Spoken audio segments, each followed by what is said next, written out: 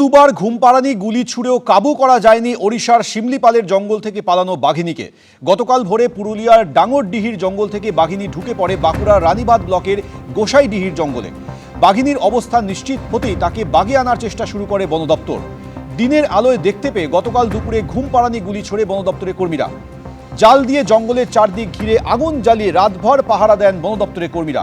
এরপর infrared thermal ড্রোনের সাহায্যে বাঘিনীর লোকেশন ট্র্যাক করে রাতে ফের ঘুমপাড়ানি গুলি ছোড়া হয়, কিন্তু ঘুমপাড়ানি গুলি আদৌ বাঘিনীর গায়ে লেগেছে কিনা তা নিয়ে সংশয় রয়েছে। পূর্ণেন্দু সিংহ এই মুহূর্তে আমাদের সঙ্গে রয়েছে। পূর্ণেন্দু, সর্বশেষ কি খবর? প্রায় 30 থেকে 40টা পয়েন্ট করে যে মশাল জাগিয়ে যে ব্যারিকেডের মধ্যে বাঘটিকে রাখা হয়েছিল এবং বন দপ্তর সূত্রে যেটা জানতে পারা যাচ্ছে দুবার গুলি করা হয়েছে, তারপরেও বাঘকে কাবু করা যায়নি এবং দেখা যাচ্ছে ড্রোনের মাধ্যমে নজরদারি এদিকে চালিয়ে যাচ্ছে। দেখতে পাওয়া যাচ্ছে যে বন দপ্তর আধিকারিকরা ঘটনাস্থলে রয়েছে এবং পুরোপুরি নজরদারি চালিয়ে যাচ্ছে এবং ড্রোনের মাধ্যমে এখনো পর্যন্ত নজরদারি চালাচ্ছে। বাঘটাকে চিহ্নিত করা হচ্ছে এবং বন দপ্তর সূত্রে জানতে পারা যাচ্ছে আবার তারা ট্রাই করবে যে ঘুমের ওষুধ দিয়ে যে বাঘটিকে কাবু করা যায় কিনা। সোমেন, ধন্যবাদ পূর্ণেন্দু। চম্পাহাটির হারালে বাজি কারখানায় ভয়াবহ বিস্ফোরণে জখম প্রৌঢ়ার মৃত্যু হলো হাসপাতালে। মৃতের নাম শঙ্করী সর্দার। পিন্টু মণ্ডলের বাজি কারখানায় কাজ করতেন 64 বছরের শঙ্করী। তার বাড়ি হারালেই। গতকাল বাজি বিস্ফোরণে মারাত্মকভাবে ঝলসে যান শঙ্করী। তাকে এমআর বাঙুর হাসপাতালে ভর্তি করা হয়। হাসপাতাল সূত্রে খবর 100% পুড়ে গিয়েছিল শঙ্করীর শরীর, সেই কারণেই তার মৃত্যু হয়।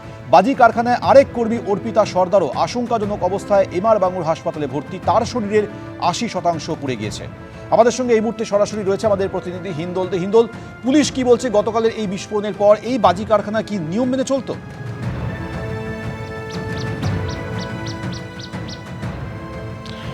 একেবারে দেখো, বারুইপুর পুলিশ কিন্তু যেটা খতিয়ে দেখছে, বারুইপুর থানার সূত্রে যেটা জানা যাচ্ছে যে এই যে বাজি কারখানা, যেটা ক্যামেরা পার্সন সন্দীপ সাধুকাকে বলবো দেখাতে, যে বাজি কারখানা সম্পূর্ণটা উড়ে গিয়েছে, দেওয়াল ভেঙে পড়ে রয়েছে।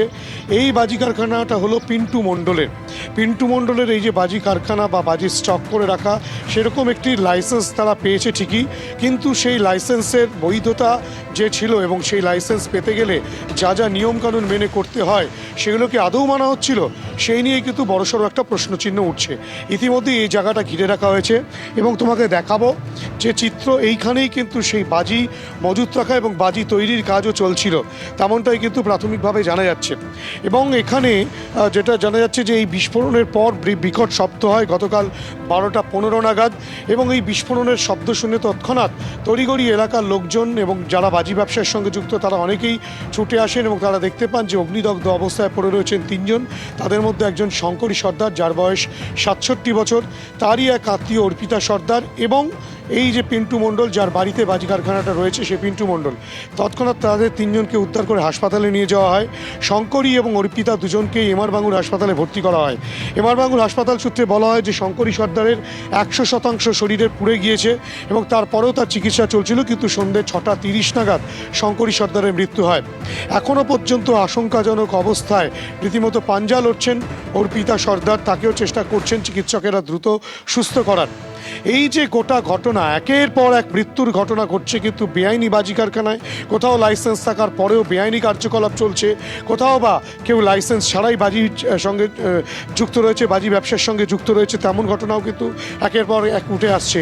এগরার ঘটনা আমরা দেখেছি, দত্তপুকুরের ঘটনা আমরা দেখেছি, তাছাড়াও বজবজে সেখানেও কিন্তু একের পর এক বাজি বিস্ফোরণের মৃত্যুর ঘটনা ঘটেছে। দেখাচ্ছি তোমাদের সন্দীপ সাধুকা যে ছবি দেখাচ্ছে, তুমি দেখতে পাচ্ছ পাশেই একটি আম গাছ রয়েছে, যে আম গাছটি কিন্তু সম্পূর্ণ ঝলসে গিয়েছে।